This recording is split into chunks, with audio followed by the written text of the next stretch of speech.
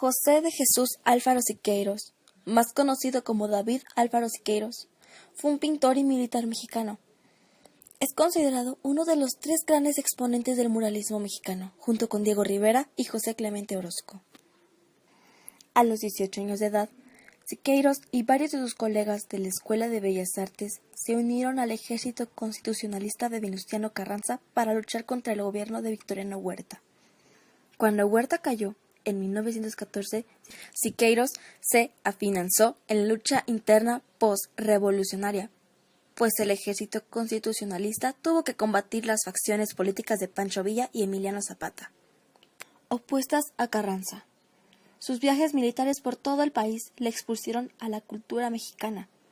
Después de que las fuerzas de Carranza tomaran el control del país, Siqueiros regresó brevemente a la Ciudad de México para pintar antes de viajar a Europa en 1919.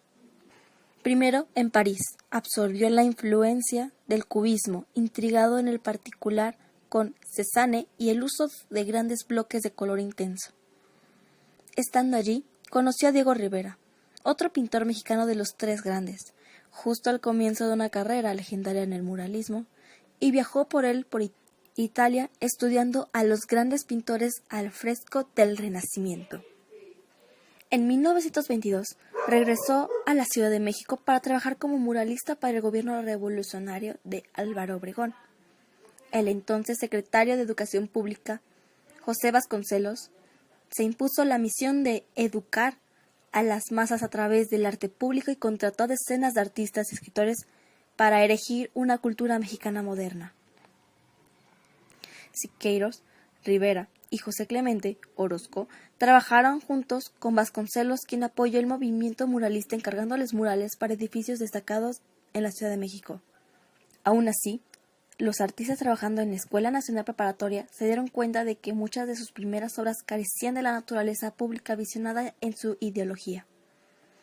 En 1923, Siqueiros ayudó a fundar el Sindicato de Pintores, Escultores y Grabadores Mexicanos Revolucionarios, que afrontaba el problema de amplio acceso público a través del periódico sindical El Machete. Ese año, el periódico publicó Para los proletarios del mundo, un manifiesto que Siqueiros ayudó a redactar sobre la necesidad de un arte colectivo que serviría como propaganda de ideología, para educar a las masas y derrotar a los burgueses, a los individualistas, etc. En 1923, Siqueiros pintó su famoso y colosal mural Entierro de un trabajador, en el hueco de una escalera del Colegio Chino. El fresco representa a mujeres indígenas lamentándose sobre un ataúd decorado con una hoz y un martillo. Pero, conforme el sindicato se fue haciendo más crítico con el gobierno revolucionario, que no había instituido las reformas prometidas, sus miembros se enfrentaron a nuevas amenazas de haber cortados los fondos que financiaban su arte y el periódico.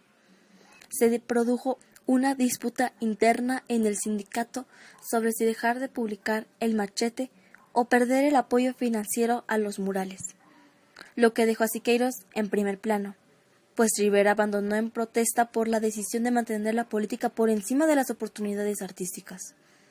A pesar de ser despedido de su puesto docente en el Departamento de Educación en 1925, Siqueiros permaneció hondamente implicado en actividades laborales, en el sindicato así como en el Partido Comunista Mexicano, hasta que fue encarcelado y con el tiempo al exilio a principios de los 30. A principios de los años 30, incluyendo el tiempo que pasó en la prisión mexicana de Palacio de Lecumberri, Siqueiros produjo una serie de litografías de tema político, muchas de las cuales se expusieron en los Estados Unidos. Su litografía Cabeza se mostró en la exposición de 1930, Artistas Mexicanos y Artistas de la Escuela Mexicana, en los estudios Delphic de Nueva York. En 1932 celebró una exposición y conferencia titulada Rectificaciones sobre el muralismo mexicano en la Galería del Casino Español en Taxco, México. Poco después viajó a Nueva York, donde participó en la exposición de la Galería Wade-Whitney, titulada Arte Gráfico Mexicano. Con un grupo de estudiantes también completó un mural conocido a veces como el American Tropical en 1932 en la sala italiana de Olvera Street en Los Ángeles. Otros murales pintados en 1932 en Los Ángeles fueron Mitin en la calle y Retrato actual de la Ciudad de México. Al año siguiente, en la Argentina, realiza el mural Ejército Plástico en el sótano de Natalio Botana, director del mítico diario Crítica, en el cual Siqueiros fue columnista durante más de un año. El mismo ha sido restaurado tras su recuperación y se encuentra en lo que fue aduana de Taylor, inaugurado en 2010, en el marco de los festejos por el bicentenario del comienzo de las luchas independentistas argentinas, que corresponde al Museo Bicentenario. Murales. El edificio Tecpan aloja actualmente el mural Cuauhtémoc contra el mito de 1944. Esta constituye la primera obra plástica mixta del autor en la que combina pinturas modernas y soportes de madera, masonite y esculturas hechas por Luis Arenal Bastar. A través de la perspectiva tridimensional, Siqueiros intenta recrear el movimiento de las figuras. A la derecha y en primer plano está Cuauhtémoc, empuñando las armas y oponiéndose a la destrucción de su civilización a manos de los conquistadores españoles. Estos últimos son representados como centauros cuyas fuerzas son la religión y las armas de fuego. Debajo de las patas de caballo está la cabeza de un indígena decapitado y de frente aparece Quetzalcóatl como símbolo de desarrollo milenario del México prehispánico. Al centro, Moctezuma II implora desconcertado a los dioses que le expliquen por qué el supuesto regreso de Quetzalcóatl implicó la caída del imperio, apreciándose al fondo de los templos incendiados. José de Historia. En 1944, el Palacio de Bellas Artes encargó a Siqueiros pintar un mural en el interior del mismo, para conmemorar el aniversario de la Revolución Mexicana de 1910. El 20 de noviembre de 1944 se inauguró el panel central, cuyo título original era México por la democracia y la independencia. Un año después, en 1945, Siqueiros añadió otros 2 tableros, Víctimas de la guerra y Víctimas del fascismo, conmemorando la victoria de los aliados sobre el eje Berlín-Roma-Tokio. Descripción. Es una escena que presenta a un hombre manitado con señales de tortura, caído de bruces, una imagen que se ha pensado como un hombre esclavizado por la ideología. Técnica.